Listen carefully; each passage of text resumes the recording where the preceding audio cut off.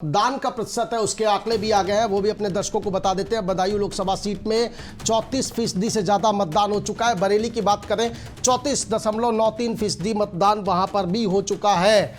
तो लगातार मतदान का जो प्रतिशत है, जो आंकड़ा है, वो बढ़ता हुआ। मैनपुरी देखिए 38.32% मतदान। हालांकि 11 बजे तक मतदान यहां पर तेज था। संभल सबसे ज्यादा अब तक 42.97% मतदान यहां पर हो चुका है। मतदाताओं ने वोट की चोट की है। हाथरस भी धीरे धीरे आगे बढ़ता हुआ 37.73। उत्तर प्रदेश में 1 बजे तक 38.12% मतदान हो चुका है। 38.12% लोग वोट की चोट कर चुके हैं। आगरा लोकसभा सीट में 36.89% मतदाताओं ने मताधिकार का प्रयोग किया है। एटा लोकसभा सीट बेहद अहम, भारतीय जनता पार्टी के लिहाज से कड़ा मुकाबला इस बार देखा जा रहा है। 39.87% मतदान हो चुका है। आंवला लोकसभा सीट पर भी मतदान की प्रक्रिया धीरे धीरे आगे बढ़ती हुई 36.95%।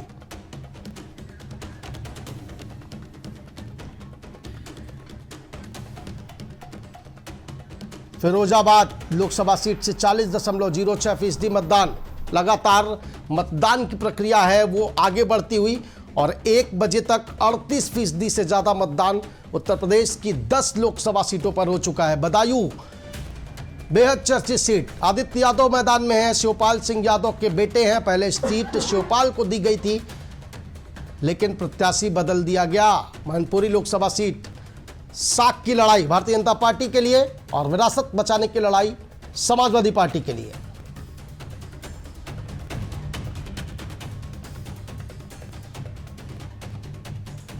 देखिए संभल सबसे ज्यादा 42% मतदान यहां पर अब तक हो चुका है, 42 से ज्यादा। और सबसे कम बरेली, यानी कि 1 बजे तक के जो आंकड़े आए हैं उसमें बरेली फिसड्डी रहा है। सबसे कम मतदान वहां पर हुआ है। लेकिन संभल में जिस तरह से कयास लगाए जा रहे थे और उसी के अनुरूप 42% से ज्यादा मतदाता अपने मताधिकार का प्रयोग कर चुके हैं। हमारे साथ भारतीय जनता पार्टी से संजय कटियार साहब जुड़े हुए हैं। अशोक कुमार कालिया जी हमारे साथ लगातार जुड़े हुए हैं। चर्चा को हम आगे बढ़ा रहे हैं। संजय कटियार साहब, सबसे ज्यादा मतदान संभल पे 42% से ज्यादा, क्या जो कोशिश थी वो इम्पैक्ट नजर आ रही है?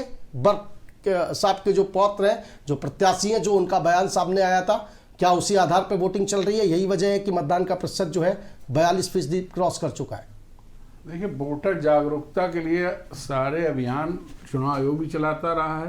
राजनीतिक पार्टियों के कार्यकर्ता हम सभी लोग चलाते हैं कि मतदान जरूर करें।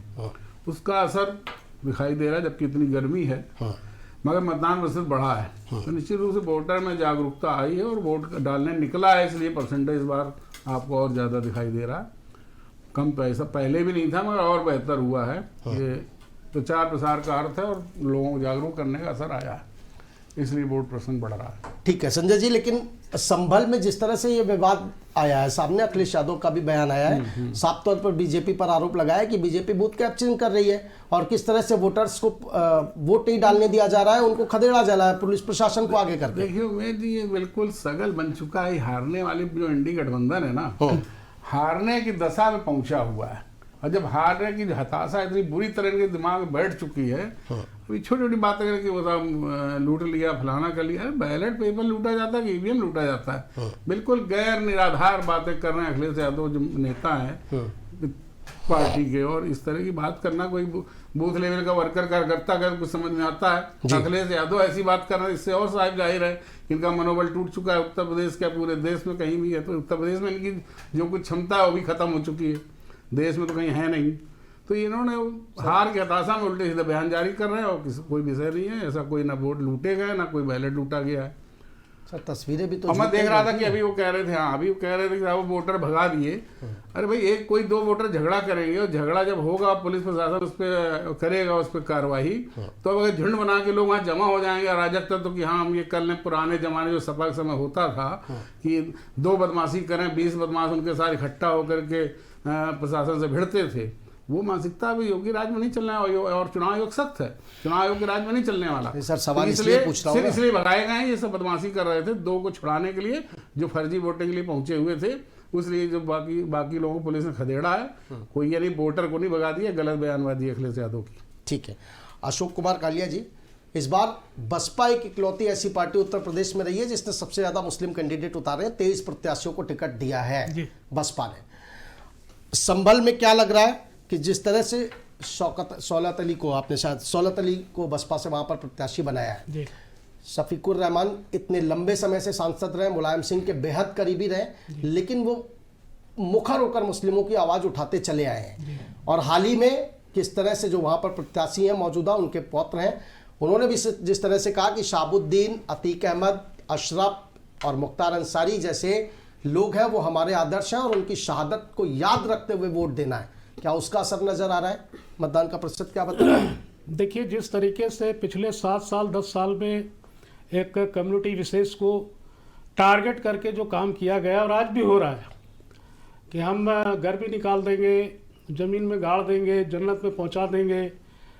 लोकतंत्र में संविधान सर्वोपरि होता है। सर खुलकर बोलिए ना, किसके लिए ये शब्द प्रयोग हो रहे हैं और कौन कर रहा है? मैं भारतीय जनता पार्टी की बात कर रहा हूँ। तो खुलकर बोलिए, किसके लिए प्रयोग किया जा रहा है?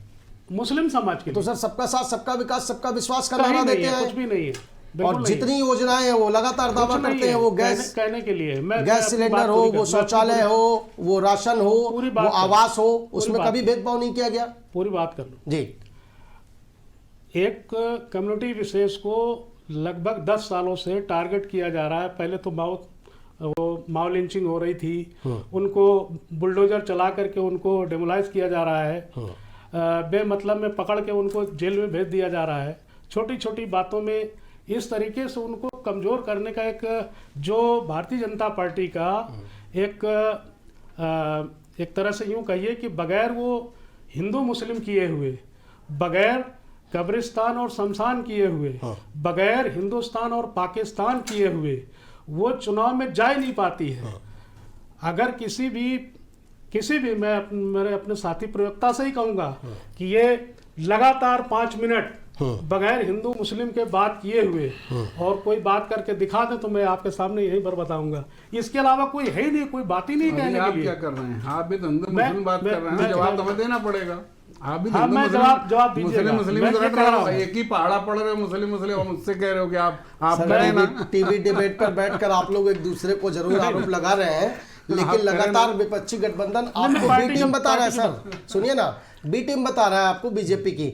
यादव प्रत्याशी आपने मैनपुरी में खड़ा कर दिया, जहाँ संभल में आपने मुस्लिम प्रत्याशी खड़ा कर दिया, बदायूं में आपने मुस्लिम प्रत्याशी खड़ा कर दिया। बार बार विपक्ष कह रहा है कि ये तो वॉकओवर देने के लिए बीजेपी को बी टीम बता रहे हैं। देखिए, वॉकओवर किस बात का? हमारा जो कैंडिडेट है वो यादव परिवार का है, शिव प्रसाद यादव, जिसकी बात आप कर रहे हैं। और शिव प्रसाद यादव जी माननीय मुलायम सिंह जी के खिलाफ भी चुनाव लड़े थे और बहुत थोड़े वोटों से, लगभग 5000 वोटों से हारे थे पार्लियामेंट का चुनाव। वो शिव प्रसाद यादव जो उस क्षेत्र में बहुत अच्छी हैसियत रखते हैं और उनको बड़ा सम्मान की नज़र से देखा जाता है। उनके साथ में जिस तरीके का यादव समाज एक परिवार विशेष जो है, सिर्फ एक परिवार, उसी के अभी जितने टिकट किए हैं यादव परिवार, यादव समाज के 4 टिकट हैं और चारों परिवार के टिकट हैं। बहुजन समाज पार्टी 4 टिकट तो वर्तमान में दे चुकी है यादव परिवार के, और वो सैफायर परिवार से अलग है। तो ये जो यादव जी हैं, हमारे शिव प्रसाद यादव जी, ये हमारे पुराने विधायक, हमने इनको विधायक भी बनाया था और बहुत लंबे समय से हमारी पार्टी से जुड़े हुए हैं, इसलिए उनको हमने कैंडिडेट बनाया है। दूसरी बात, वहाँ एक वो चलता है, मुद्दा चलता है कमरिया और कौन सा धडोड़, इस तरह था यादव कम्युनिटी में। तो ये एक बड़े ग्रुप के जो है तो ये लीडर हैं, ठीक है, उसको ध्यान में रखकर। दूसरी बात, डिम्पल जी सवर्ण कम्युनिटी से आती हैं, उनके हस्बैंड जरूर यादव परिवार के हैं, लेकिन वो सवर्ण कम्युनिटी से आती हैं। उसको भी हमने ध्यान में रखते हुए उस यादव परिवार को, यादव समाज को इंडिकेट करते हुए हमने अपना कैंडिडेट दिया है कि यादव समाज हमारे साथ जुड़े। और जो एक ये पार्टी है कि एक ही परिवार के लोगों को टिकट दिया जाएगा, उससे हट करके लोग उसको वोट करें, इसलिए हमने दिया। हमारे साथ वरुण मिश्रा जी समाजवादी पार्टी से जुड़ गए हैं। बहुत स्वागत आपका वरुण मिश्रा जी। या आप बीजेपी की बी टीम कहते हैं, वो कहते हैं कि नहीं, सपा और बीजेपी दोनों के कार्यकाल में कोई काम नहीं हुआ है और इस बार 2024 में साइलेंट वोटर, वो कह रहे हैं, मान रहे हैं इस बात को कि हम बहुत साइलेंट चुनाव लड़ रहे हैं और साइलेंट वोटर बहन जी को बड़े मात्रा में सांसद देने जा रहा है यूपी से। देखिए, इसका निर्णय 4 जून को होगा। इसका निर्णय उमेश जी 4 जून को होगा। और रही बात बीजेपी की, बी टीम तो बीजेपी नहीं, ईडी है, सीबीआई है, बहुत सी ऐसी बी टीमें जो इनकी सड़क पे काम कर रही हैं, जगह जगह छाप, मतलब जो इनके अगेंस्ट के नेता हैं, जहां पर लड़ रहे हैं वहां पर उनके यहाँ छापेमारी करना, उनको धमकाना धमकाना, जो काम पहले कुछ जो नेता होते थे उनके लोग करते थे, वो काम एक संस्थाएं को जिस तरीके से इन्होंने अपना तोता बना लिया, वो तोताएं इनका काम कर रही हैं। तो वो बिल्कुल पास स्वच्छ होकर के खड़े हैं, कमल वॉशिंग पाउडर लेकर के भी, जो जहां कहीं का कोई नेता आ जाता है वो हमारे इस कमल वॉशिंग पाउडर में नहा करके जब निकलता है तो उसके सारे दाग धुल जाते हैं। ठीक है वरुण मिश्रा जी, लेकिन क्या आप इस बात को मान रहे हैं कि संभल में जिस तरह की वोटिंग चल रही है, मतदान का प्रतिशत 1 बजे तक के आंकड़े 42% से ज़्यादा मतदान हो चुका है, लेकिन सबसे ज़्यादा झड़प की खबरें भी संभल से ही आ रही हैं। हाल ही अभी अब से कुछ देर पहले कई बूथों पर वहां पर पुलिस को लाठीचार्ज करना पड़ा, मतदान को प्रभावित करने की कोशिश की जा रही थी। अखिलेश यादव ने सीधा आरोप भारतीय जनता पार्टी पर लगाया है। देखिए, आज उत्तर प्रदेश की जिन 10 सीटों पर चुनाव हो रहा है, संभल, हाथरस, आगरा, फतेहपुर सीकरी, फैरोजाबाद, मैनपुरी, एटा, बदायूं, बरेली, जी, ये सब हमारे समाजवादी पार्टी यहाँ बड़ी मजबूती से चुनाव लड़ रही है। भारतीय जनता पार्टी को मालूम है कि 2 चरणों में क्या हुआ और जब पहला चरण गुजरा तो मोदी जी की रात कहाँ गुजरी। नहीं सर, स्ट्रेटेजी पर बताइए ना, स्ट्रेटेजी पर बताइए ना। शफीकुर रहमान बर्ग के पौत्र जो वहाँ से प्रत्याशी हैं, उन्होंने जो कहा था कि अतीक अहमद और शाहबुद्दीन मुख्तार, इनको आदर्श मान करके इनकी शहादत को याद रख के वोट देना है। फरुखाबाद में जो आपकी मारिया आलम, उन्होंने कहा था कि वोट जिहाद करना है, तो क्या माना जाए कि संभल में हो रहा है वोट जिहाद? देखिए, उस दिन भी इस बात पे हमारी आपकी चर्चा इसी चैनल में हुई थी कि जिहाद, देखिए हर शब्द के कोई भी पर्यायवाची निकाल लिए, शायद वो मुसलमान है तो जिहाद शब्द हम कहते हैं अति शीघ्र, जल्दी दौड़ के झपट्टा मार के वोट डाल दो, कहते हैं झपट्टा मार के वोट डाला जाता है क्या? अरे हमने जल्दी जाओ भाई वोट डाल दो। तो देखिए, शब्दों को पर्यायवाची निकाल करके तोड़ना, मैं आपके इस चैनल को बहुत बधाई देता हूँ कि यहाँ निष्पक्ष डिबेट होती है। मैं बड़े चैनल जो आज दिख रहे हैं, जिसमें लगाते हैं चैनल, मगर आपके चैनल में ये बात की मुझे बहुत खुशी उम्मीद थी, और मुझे आपसे भी इस बात की कि निष्पक्ष जिस तरीके से अभी हमारे सर, बहुत धन्यवाद। लेकिन वोट जिहाद के बाद जो अगली लाइन उन्होंने कही थी, वो भी सोचिए ना कि जिन मुसलमानों ने जो वहाँ के प्रत्याशी है उनके साथ बैठक की है, उनका हुक्का पानी बंद कर दीजिए। तो ठेकेदार तो नहीं हो सकते ना, वो मुसलमानों की अपनी सोच है, उनको कौन सा प्रत्याशी अच्छा लग रहा है वो किसके साथ जाएंगे। देखिए, ऐसा तो है नहीं कि हमने कोई धर्मांतरण करके हिंदू से मुसलमान से उमेश जी, मैं हिंदू धर्म में पैदा हुआ हूँ, ब्राह्मण हूँ, कानपुर महानगर। मैं मारिया आलम के बयान की बात कर रहा हूँ सर, आपकी बात नहीं कर रहा हूँ। अपनी बात पे आ रहा हूँ जी। हिंदुस्तान है, यहाँ पर हिंदू हो, मुसलमान हो, सिख हो, ईसाई, जब देश के कर्मामयी पद पे बैठा हुआ, देश का सबसे बड़ा उच्च पद पे बैठा हुआ व्यक्ति जब हिंदू और मुसलमान करने लगता है, जब वो हिंदू मुसलमान पे अटैक करने लगता है कि जो ना रोजगार की बात करेंगे, ना व्यापार की बात करेंगे, ना नागरिक सुरक्षा की बात करेंगे, संदेश घाटी में घड़ियालू आंसू बहाएंगे, रवन्ना में एक शब्द नहीं निकालेंगे, तो जो देश के प्रधान पद पे बैठा हुआ व्यक्ति अगर हिंदू मुसलमान लाखों की जनसंख्या में कर रहा है खड़े होकर के, तो फिर मजबूरी है कि हमारे जैसे नेताओं को कहीं ना कहीं, और दूसरे वो भी संप्रदाय है।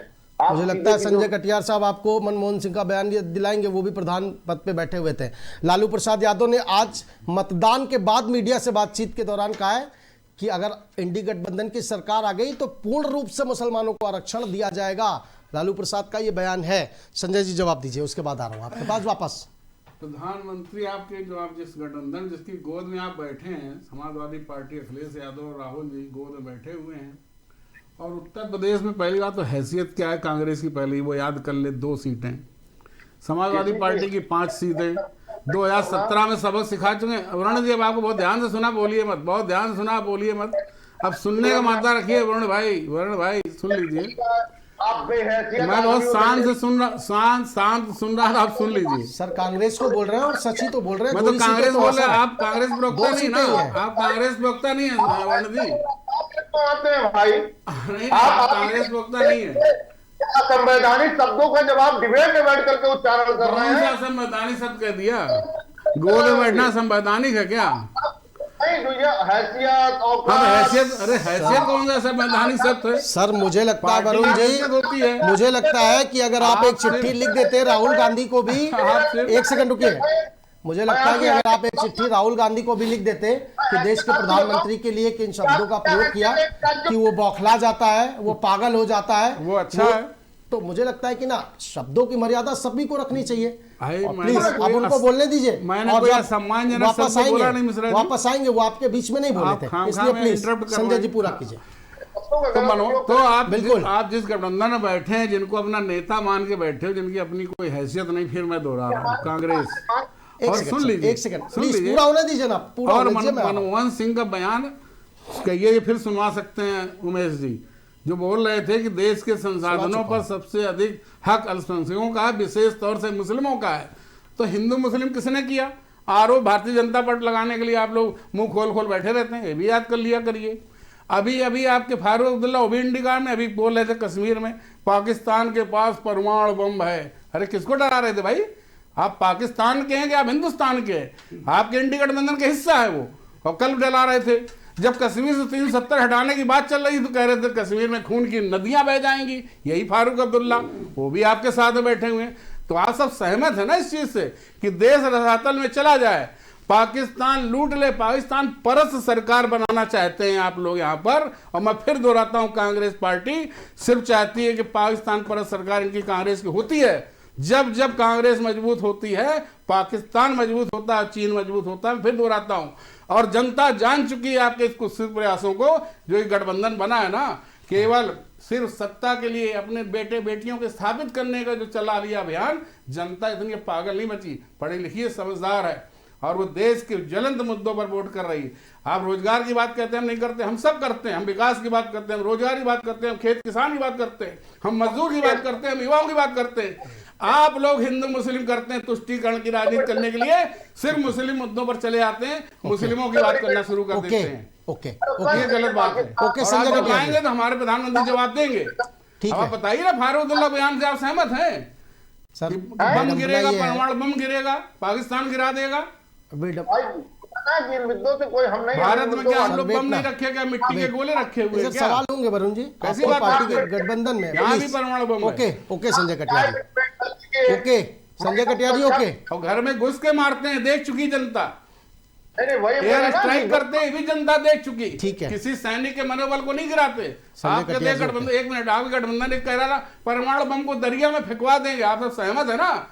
निहत्थे हो जाइए, उसके बाद पाकिस्तान चाइना आके आपको लूट ले जाए, फिर से गुलामी में घुसेड़ दो। आप क्या चाहते हैं? ये भाव आपकी, ये आपकी राजनीति है, ये आपका राजनीतिक विमर्श है, ये गठबंधन का विमर्श है। जनता सब देख रही है, कोई राजनीतिक विमर्श नहीं। आप विकास पे बात नहीं करना चाहते क्योंकि आपने कुछ किया नहीं। आपने सिर्फ लुटेरी संजय सरकार। कटियार जी, जनता झारखंड में- ओके झारखंड संजय में कटियार जी 35 प्लीज नहीं, करोड़ बरामद हुआ सर नहीं होने देंगे ना, प्लीज। आपके मंत्री के यहाँ। चुनावी मंच नहीं है 35 प्लीज, करोड़। चुनावी मंच नहीं है संजय कटियार जी, प्लीज सुनने का भी मादा रखिए। जनता ये भी देख रही है सब, एक सेकंड रुकिए वरुण जी, आ रहा हूं आपके पास। जनता ये भी देख रही है कि आपने 2014 और 19 में जो घोषणा पत्र दिया था उसमें कितने वादे पूरे किए थे, ये आप चुनावी मंचों से नहीं गिना रहे हैं। जनता ये भी देख रही है, आपने 2 करोड़ रोजगार का वादा किया था और प्रधानमंत्री नरेंद्र मोदी खुद कह रहे थे कि हम 9 लाख रोजगार दे पाए, ये बात आप नहीं गिना रहे हैं। आप किसानों के लिए बात नहीं गिना रहे ना, आप भी तो हिंदू मुस्लिम ही कर रहे हैं, आप भी तो आरक्षण पर जवाब दे रहे हैं। जो एक सेकंड प्लीज सवाल सुनिए, जो विपक्षी गठबंधन आप पर आरोप लगा रहा है, अब आप खुले मंचों से उस पर सफाई देने में जुटे हैं कि नहीं साहब हम संविधान खत्म करने नहीं जा रहे हैं, नहीं साहब हम आरक्षण आपका देने नहीं जा रहे हैं। सर आपको भी तो कहीं ना कहीं फेवरेट पिच पर उतरने पर मजबूर किया है ना। नहीं, ये विपक्षी गठबंधन जब कोई अनर्गल सवाल जवाब करे तो हमें जवाब देना प्रधानमंत्री का कर्तव्य है, सरकार का कर्तव्य है, जनता को गुमराह होने से बचाए। और तो उसमें हमें बोलना ही पड़ेगा, उसके बाद आरोप लगाते हैं। और अभी कल प्रधानमंत्री ने अपने इंटरव्यू में कहा है, एक प्रख्यात अखबार में बोला है, आप आज देख चुके होंगे, कि हमने इनडायरेक्ट वे में 1 करोड़ रोजगार सृजन किया है भारतवर्ष के अंदर। इन्हें दिखाई नहीं देता, ये देखना नहीं चाहते। इनको केवल मुस्लिम तुष्टीकरण चाहिए, तुष्टीकरण की राजनीति करना है। परिवारवाद चाहिए, परिवारवाद चाहिए, डायरेक्ट भाई में कब आएगा वो आंकड़ों में कब शामिल होगा, यही तो बताना है। शामिल है प्रधानमंत्री योगी, आप समझ नहीं आ रहा, देख लीजिए जाकर। चलिए अब वरुण मिश्रा जी, रोजगार का सृजन किया, उसके बाद अशोक कुमार जी आपके पास होगा। ओके आपको नहीं दिख रहा है, okay, sir please Varun ji, नहीं देखना चाहते, सर जनता प्लीज देख ना, रही है। प्लीज आप, वरुण जी की बारी है और वरुण जी के बीच में कोई नहीं बोलेगा, उसके बाद अशोक कुमार जी के। वरुण जी पूरा कीजिए। कर रहे हैं रोजगार के नाम पर, किसानों की आय के नाम पर कितना 700 किसान मर गया। प्रधानमंत्री जी आते हैं, चलिए बहुत पुरानी बात हो गई, 700 क्या, यहाँ 7,000 लोग मरते हैं आपकी सरकार से, 700 किसान मर गया, तब वो आते हैं कि मैं अपने 3 कानून वापस ले रहा हूँ। अरे वादा तो प्रधानमंत्री का था ना, किसान की आय 2 गुनी कर देंगे। मैं पूछता हूँ कहाँ 2 गुनी क्या 1.5 गुनी हो पाई है? महिला सुरक्षा पर संदेश खाली पे भारतीय जनता पार्टी के लोगों का रोना अच्छी बात है, अगर कहीं उत्पीड़न हुआ है तो रोना चाहिए, आवाज उठानी चाहिए, मगर अगर रेमुन्ना गौड़ा ने भी बलात्कार या जो दुष्कर्म उसने किए हैं उसमें भी नरेंद्र मोदी जी को, देश प्रधानमंत्री को उसमें भी जवाब देना चाहिए। वहां जवान क्यों बंद हो जाती है भाई, वहां क्यों बंद हो जाती है जवान? क्योंकि वहां पे घटक जा रहे हैं, उसके लिए आप कंपेयरिंग करके आए तो बोलेंगे नहीं। हमें देश के प्रधानमंत्री पद का सम्मान करना है।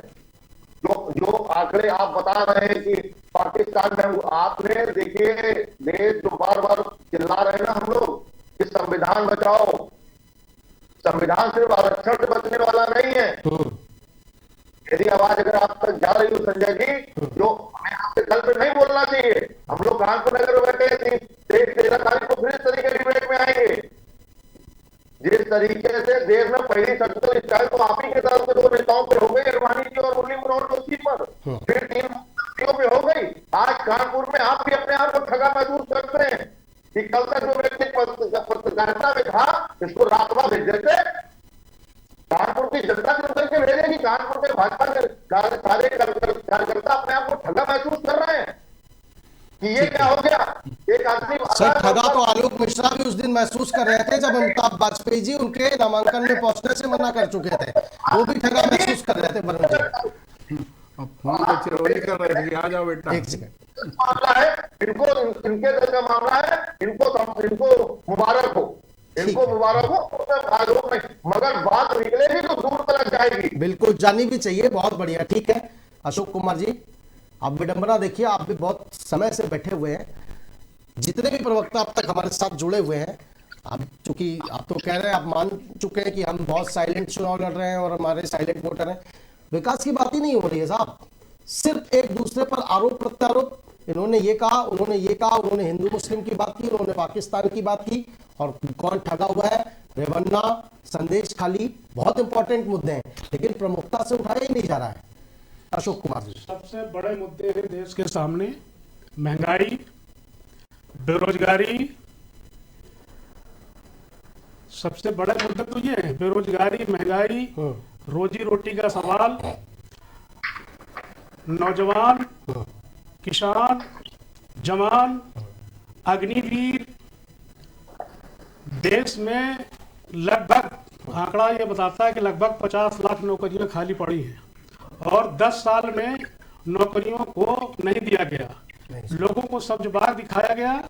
2 करोड़ रोजगार देंगे सर आंकड़े थोड़े से आप 10 साल में, 50 लाख नहीं, 10 साल में 1 लगभग करोड़। 20 लाख माननीय के प्रधानमंत्री आसपास। जी ने अभी प्रवक्ता साहब कह रहे थे कि 1 करोड़ रोजगार हमने सृजित किया है, 2 करोड़ प्रतिवर्ष देने का वादा था, इस हिसाब से 20 करोड़ होना चाहिए, और 20 करोड़ के बजाय आपने 1 करोड़ रोजगार सृजित किए हैं, तो देश के युवाओं के साथ, देश की जनता के साथ भी आपने धोखा किया है।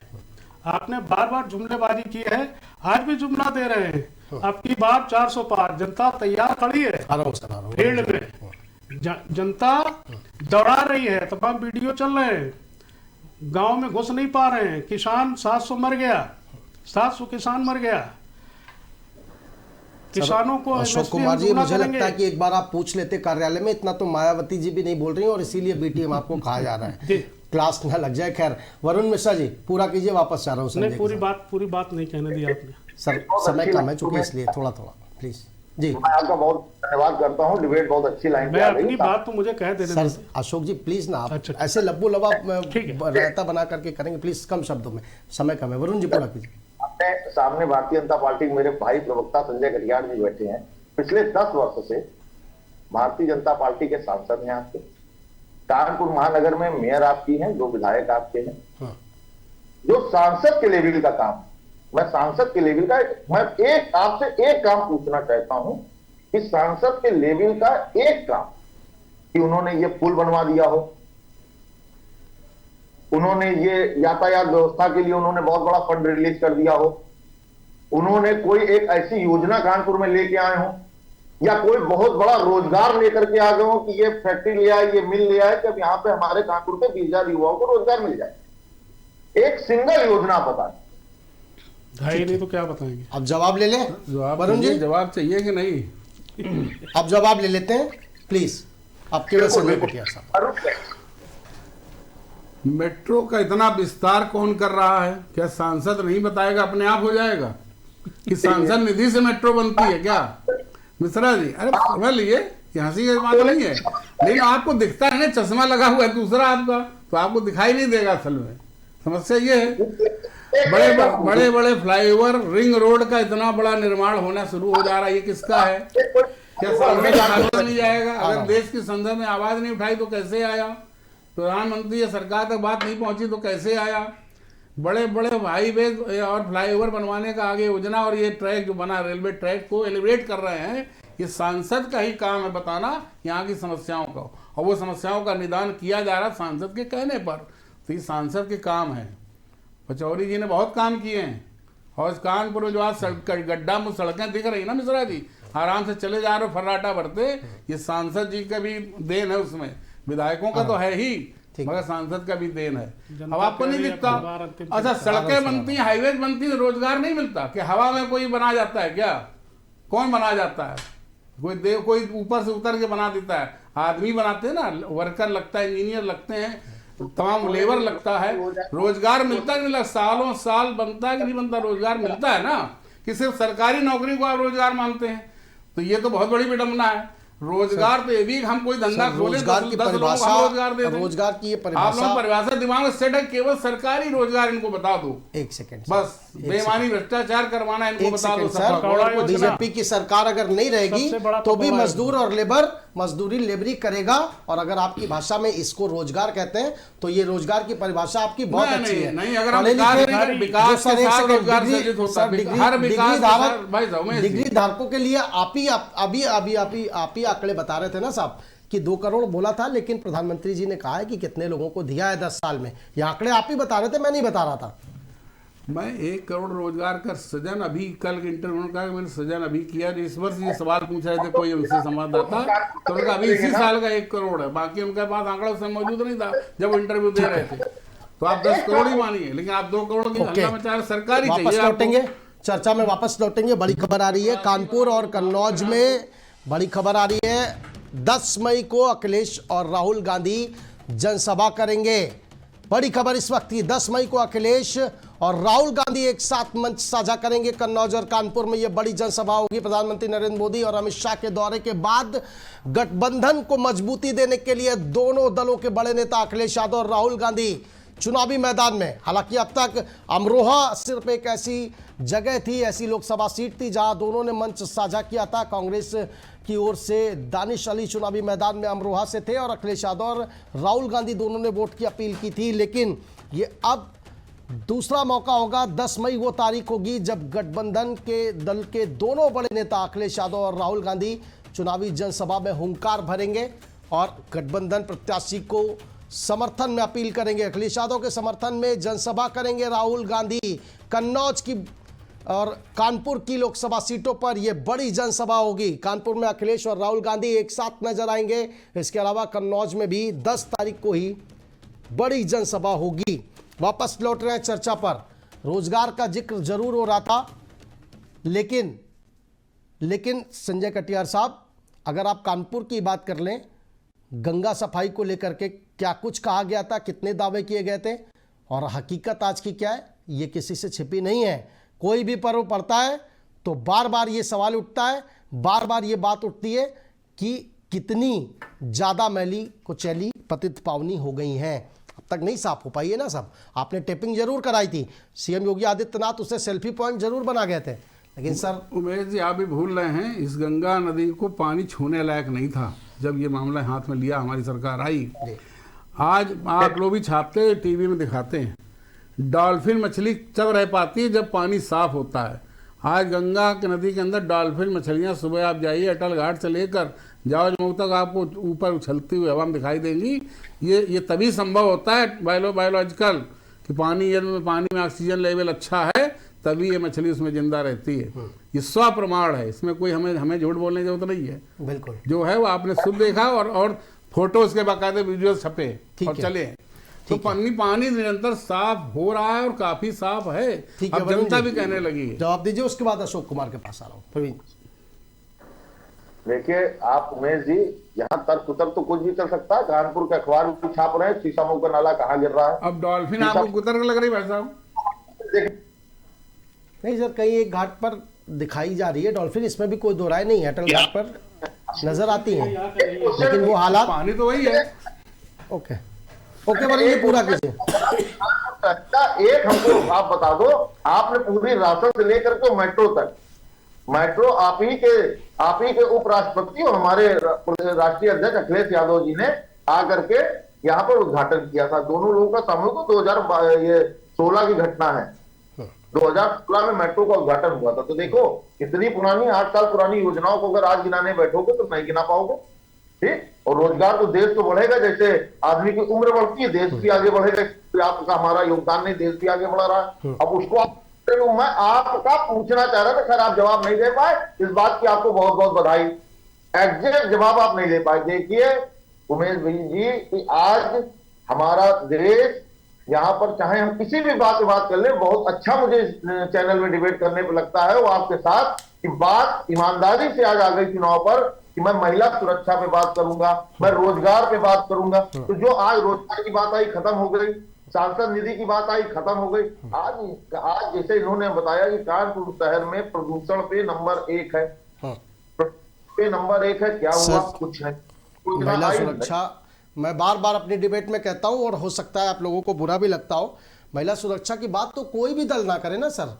आप अपने नेताओं के बयान याद कर लीजिए। आजम खान ने किसकी अंडरवियर का क्या कलर बताया था, मुलायम सिंह जी ने क्या कहा था, गायत्री प्रसाद प्रजापति जिन्हें पुलिस ढूंढ रही थी वो अखिलेश यादव के साथ मंच पर थे और गंभीर आरोप था बलात्कार जैसा। तो प्लीज आप आइए, आज के मुद्दे पर ही आइए। मैं आपको एक बयान सुना रहा हूं, क्योंकि बार बार आप कहते हैं कि राम मंदिर, बीजेपी राम मंदिर का जिक्र करती है।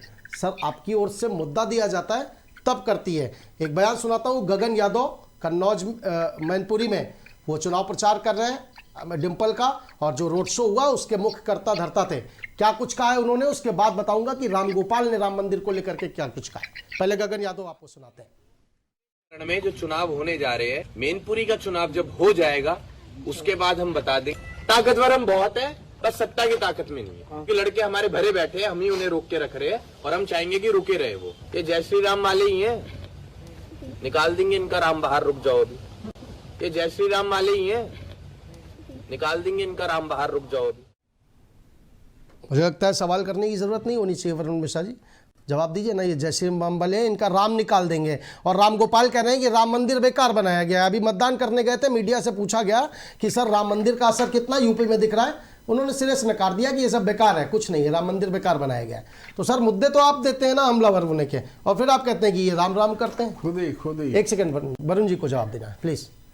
ये जो इसका लड़की का ये बयान दिखा रही है, कोई हमारी पार्टी के कोई हो सकता है किसी में पार्टी में हजारों लोग लगे रहते, व्यक्तिगत बयान हो सकता है। नहीं वरुण जी, ये हो सकता है कि आप ना जानते हो, बाकी आपकी पार्टी का सीनियर कार्यकर्ता है वहां पर मैनपुरी में, पूरा चुनाव का रोड शो का मुख्य कर्ता धरता है। अखिलेश यादव के साथ कई वीडियो है जो साझा कर रहे हैं।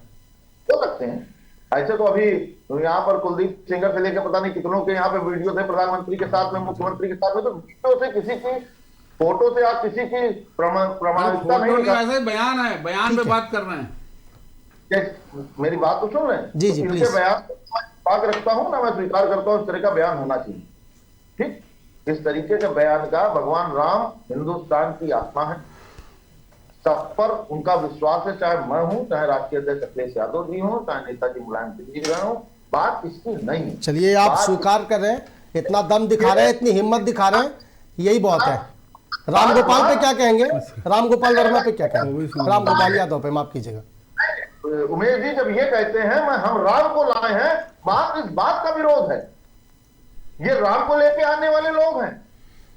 ये वीडियो जो अखबारों में फोटो छपी कि नरेंद्र मोदी जी राम की उंगली पकड़ करके चल हमको आगे बढ़ा रहे, ये राम की उंगली पकड़ करके राम जी को आगे बढ़ाएंगे, ये भगवान की उंगली पकड़ के भगवान को रास्ता दिखाएंगे।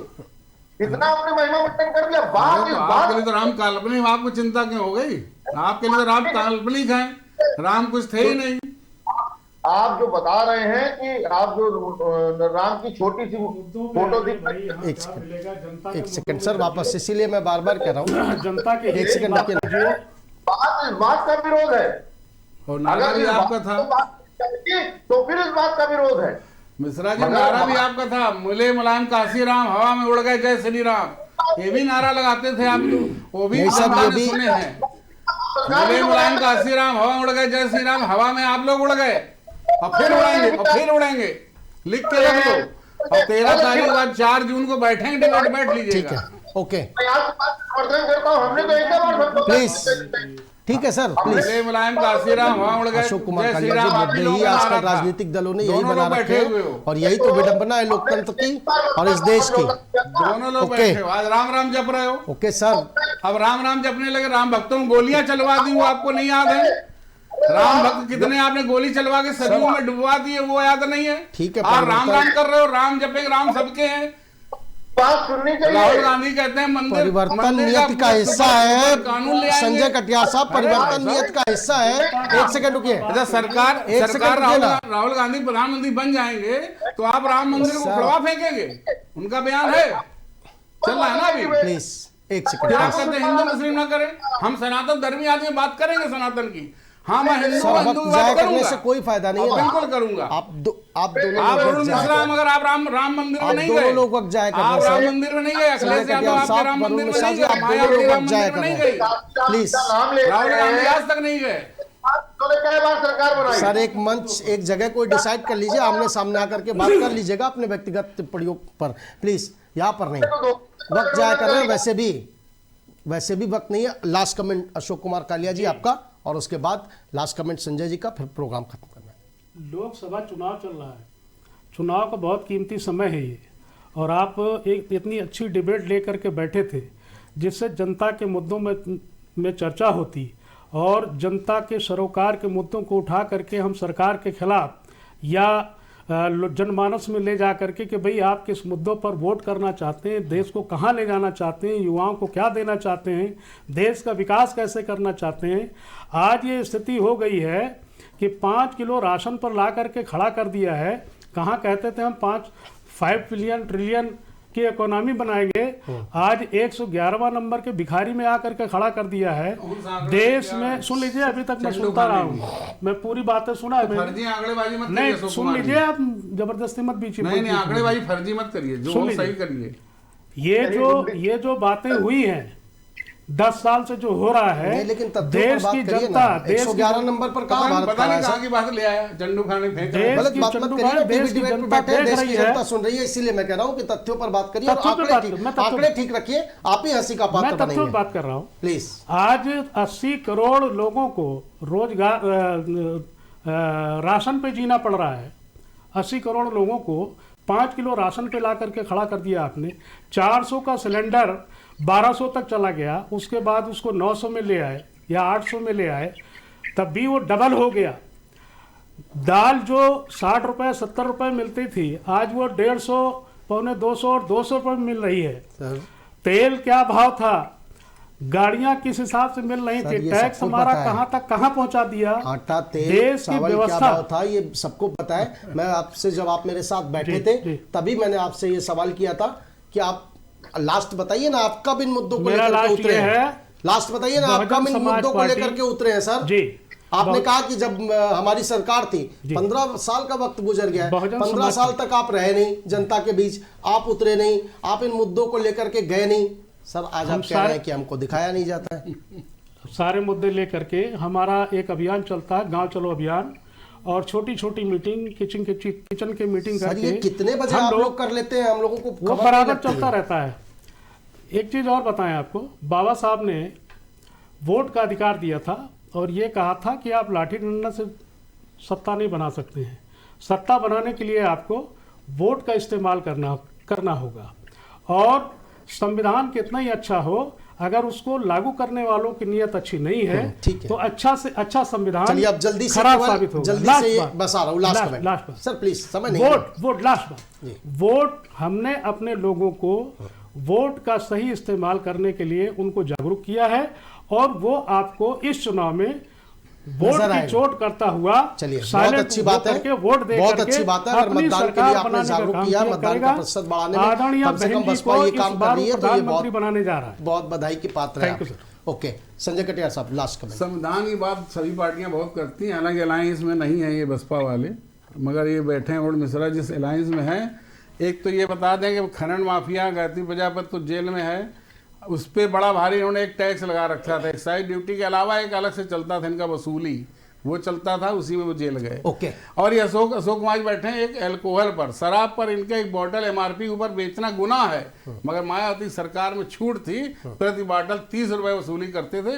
उस टैक्स का नाम था मायावती टैक्स। तो सर वही तो कह रहे हैं, वो टैक्स लगा करके करते थे। आप महंगाई बढ़ा करके कर रहे हो, वही तो वो कह रहे हैं ना, वो टैक्स लगा करके करते थे, आप महंगाई बढ़ा अरे तो करके ये तो बहुत शुक्रिया। अरे ये तो निजी वसूली कर रहे थे, ओके, बहुत शुक्रिया। वो तो इनकी पॉकेट में जा रहा था। Thank you. आप ओके थैंक यू। आप सभी मेहमानों को बहुत शुक्रिया। वरुण मिश्रा जी आपका भी बहुत शुक्रिया, अशोक कुमार कालिया जी आपका भी बहुत शुक्रिया, और संजय कटियार साहब आपका भी बहुत शुक्रिया। 10 सीटों पर चुनाव प्रक्रिया लगातार जारी है। अशोक जी आपकी आवाज नहीं जा रही है, प्लीज साइलेंट, आवाज नहीं जा रही है। 10 सीटों पर चुनाव की प्रक्रिया लगातार जारी है। सुबह 7 बजे से वोट की चोट हो रही है और लगातार एबीसी न्यूज अपने दर्शकों से अपील कर रहा है कि वोट जरूर करें, स्वस्थ लोकतंत्र के लिए, स्वस्थ प्रत्याशी के लिए मतदान जरूर करें, घरों से निकलें और फिर मतदान के बाद आप लोकतंत्र का पर्व मना सकते हैं। फिलहाल इतना ही, देखते रहिए एबीसी न्यूज।